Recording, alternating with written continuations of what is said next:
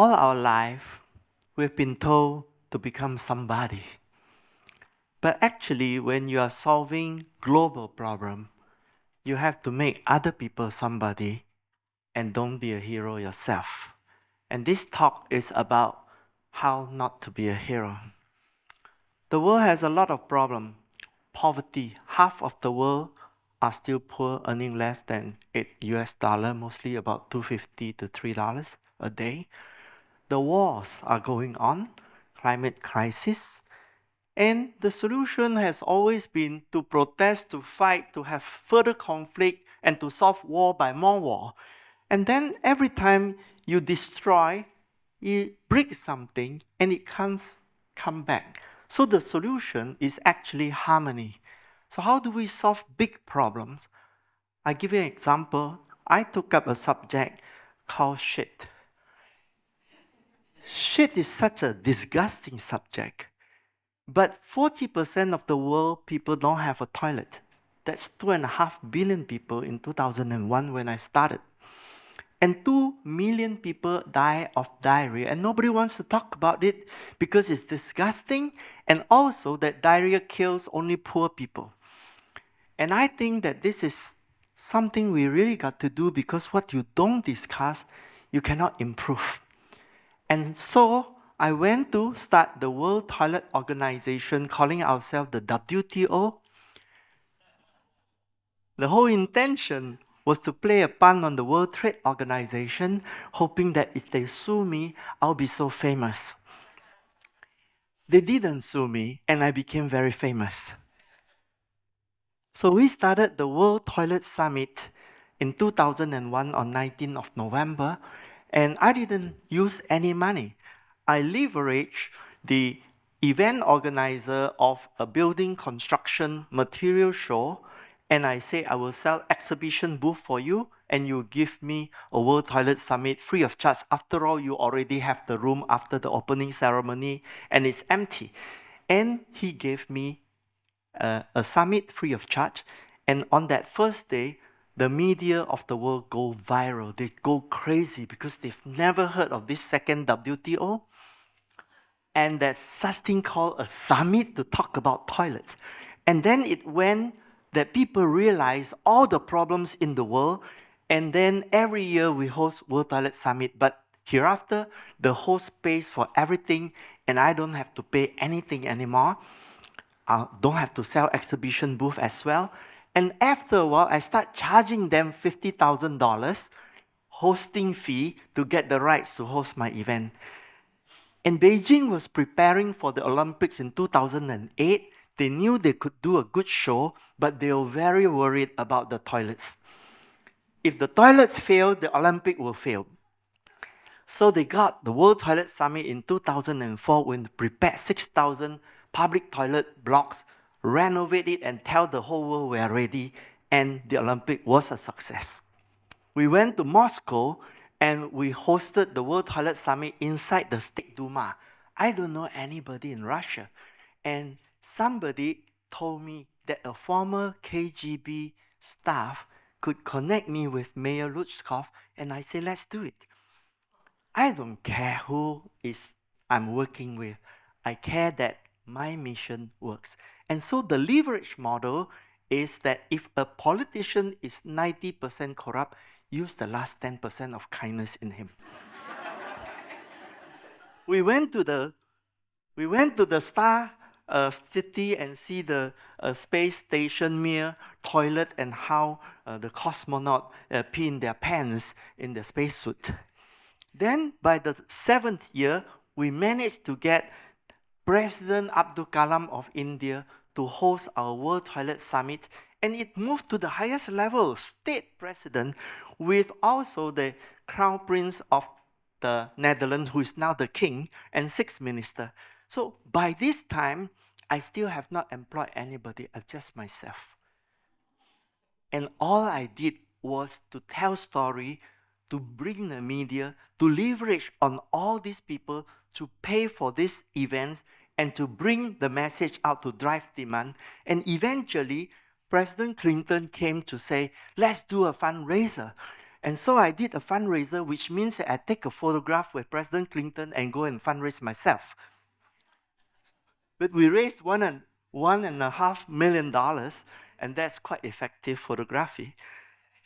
Then Bill Clinton came to support reinventing the toilet because he realized that preventing diseases is cheaper than curing them. So he's setting standard and helping on new technology. Then Prime Minister Modi used toilet as a promise during election, and he won landslide victory and built 110 million toilet in India, came to Singapore to do this 2 flag photograph to thank for my support of his Swachh Bharat campaign. So can you imagine that just by telling story, you can get the other people who are so powerful to do it? Because if I were to do it myself, I would probably have built only a few thousand toilets, and I don't want to do that. So you have to system change rather than do things yourself, and that's why we say don't be a hero. Make the other people heroes. In Brazil, I went to lobby the Senate with 69 senators, and I got 45 votes to say that you should privatize your water treatment company to allow foreign investor so that you have money to treat all the wastewater, because the shit is flowing into the river if you don't treat it, and it's creating diseases and pollution of the environment. And I got 45 votes, and the law was passed, and today 10 billion US dollar are invested in their sewage water treatment plant. Matt Damon came to promote. I didn't know he would do that. But you see, when things are beyond your control, it has a life of its own. Salman Khan, the biggest Bollywood star, came to fundraise for us live on national television. And Akshay Kumar, another Bollywood rock star, produced a movie called Toilet, A Love Story, which was a blockbuster and sells very well in India, as well as in China. And then he made a second one on menstrual hygiene called Padman. And I also go write a movie and make one in Singapore that didn't make money. Then Jay-Z, Coldplay performed on World Toilet Day in Mumbai to 80,000 free tickets. And it was organized by Global Citizen on the auspicious day of our founding day that we have become a UN day. So in India, there's this sewer diver. Whenever this sewer pipe is choked, they employ this man to dive into the shit, into the manhole, and immerse himself, and he can't see, and he just grab all the straws, and he come out, and they give him some alcohol, and he dive in again. This person always die within 45 years of age because he breathe all these toxic gases. So I say, we can't do this. So we go and start a World Toilet College. We got Amitabh Bachchan to donate machines and train them to stand above ground and to clear the chocage using machine. And we also train toilet cleaners from unemployed people. And to date, we have trained and placed, we found them job also, for 25,000 graduates. Who did it?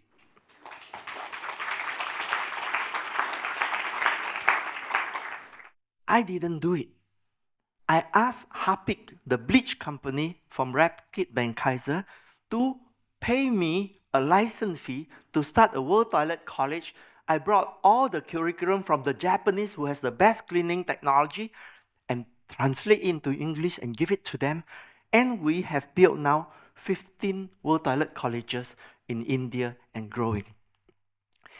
In Cambodia, there was no money by the government, so we want a local marketplace. So we got the manufacturer of the toilet on the ground, and our sales girl were all the gossipers in the villages. Gossipers, by definition, are nowadays called influencer. We asked this influencer to say, you are such talent. Instead of gossiping, why don't you make everybody jealous about buying toilets, and to say, hey, you know, the neighbors are laughing at you because they have toilet and you don't have. And you get $3 US every time you sell a toilet from the manufacturer. And they say, fine. And this, everything goes on very well. And the gossiper told us that nowadays they have very good relationship with their mother-in-law because they have money to buy presents for their mother-in-law. So you see, traditional model asks you to be a hero. But if you are a hero, you'll be very tired. You will reach the limit of your capacity and become the obstacle of your mission. That's terrible, isn't it? And why should people be a hero? Your internal resources are so limited, but the external resources is unlimited. If you can design incentive, you can make everybody do everything as long as you can convince them to do it. So where did I learn this from? I learned from the classic American novel Tom Sawyer, where Tom Sawyer was supposed to paint the fence, punished to paint the fence on a Sunday morning. He didn't like it, so what did he do? He pretended to be enjoying and whistling. And when his friends come to say, Tom Sawyer, why are you working on the Sunday morning? He says, no, I'm not working. This is so fun. And as they start to watch him, they say, can I try? He says, no, you got to pay me. And that's what happened. He got all his friends to paint the fence 3 layers. They were so enthusiastic. And he got paid all kind of presents. And at night, Auntie Polly rewarded him with supper, thinking that Tom Sawyer is suddenly so hardworking. So this model you can use for anything you want to do. So, for example, when my foreign affairs minister lost his election, I thought, wow, what a wonderful thing. I invited George Yeo to Hainan Island to be the guest of honor for World Toilet Summit. And he was shocked. Jack, how did you get 1,000 government officials from all over China to meet in Hainan, pay for the event, and pay you $50,000? How does this happen? I say, because the media is worth hundreds of millions of dollars, and this is really cheap. And he says, this is amazing. What can I do for you? And I said, that's the reason I brought you here. I want you to go to Ministry of Foreign Affairs to tell them to table a UN resolution for our founding day to be the United Nations World Toilet Day. So he did that. And I went to lobby the United Nations General Assembly, and all 193 countries unanimously adopted our founding day as the official UN World Toilet Day.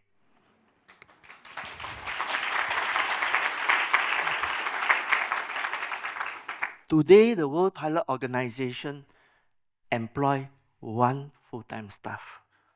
We really have no money, so nobody wants to fund shit, but it works, right? So then I went to China and I changed my uniform into a revolutionary guard, and President Xi Jinping has become the China leader for toilet revolution. And all Chinese tourism toilets are all clean now. And so we move to the rural area to help the rural school convert this kind of dry toilet, which is full of flies and very, very smelly, into flush toilet. And when the students of the rural school start to have this kind of flush toilet, they said to me, now we feel proud and dignified that we are the same as the student in the cities.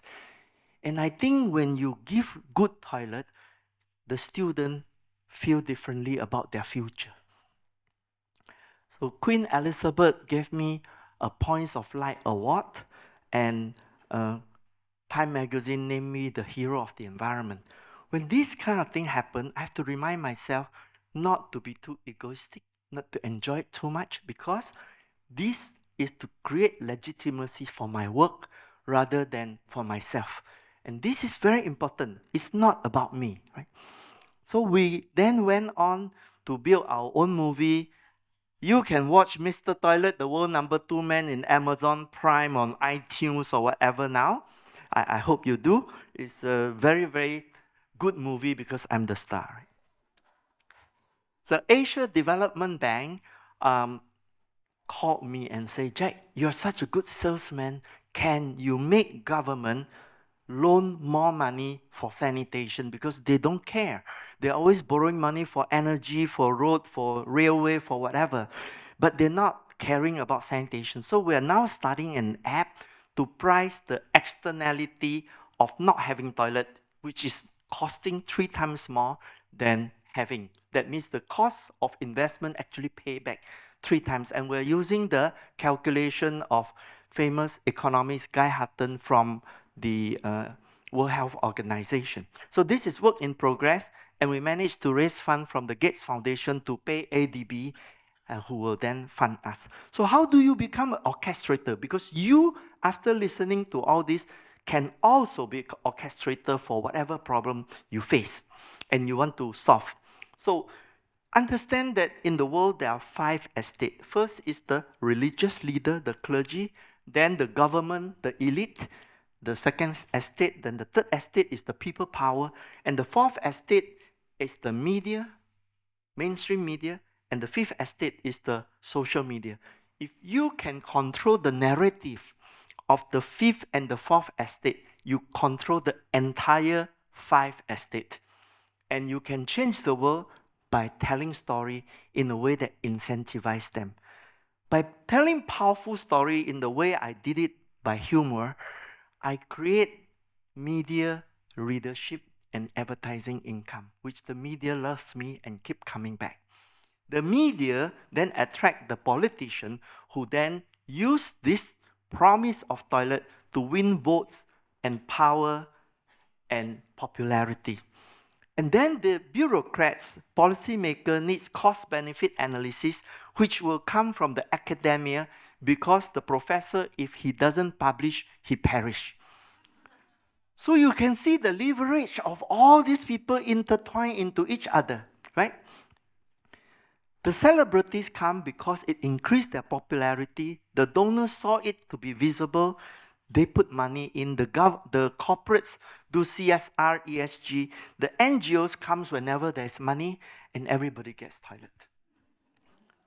And what did I do? I tell story. And then everything start to work.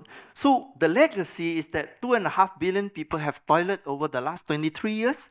And every year we have 3 billion audience listening to our World Toilet Day information, and that's equivalent to 1 Gangnam Style per year, every year. We have hosted 19 World Toilet Summits successfully. We have partnered with Modi to build 110 million toilet in India. The tourism toilet culture has changed. Every tourism toilet in China is now clean, which is something amazing. Considered we started with very dirty, and $10 billion invested in Brazilian sewage treatment plant, and all 36 states are targeting in Nigeria to be open defecation free. And we have broken the taboo on sanitation, because if we did not exist 23 years ago, they would still be calling this a water agenda. So what we do is, because every piece of the jigsaw is just this fragmented, we put them together and make it work like a Swiss watch. And the efficiency is the thing that make it happen. So you can take this map and do it for any other thing, whether it's hunger or energy or healthcare or education. So collective selfishness is selflessness. Every single component are selfish, but if you arrange them properly, you get selflessness. And how do we get all the knowledge? We copy. Because copy is 90% success and innovation is 90% failure. We have to copy. I mean, this is a university, but I'm encouraging you to copy. The biggest waste in the world is idea waste. Proven ideas that are not recycled and reused. So in conclusion, go and find big problems, vision the end result, work backwards, design incentive, and align everybody's interests. Now, congratulations, you are certified orchestrator, and you can go out to do it.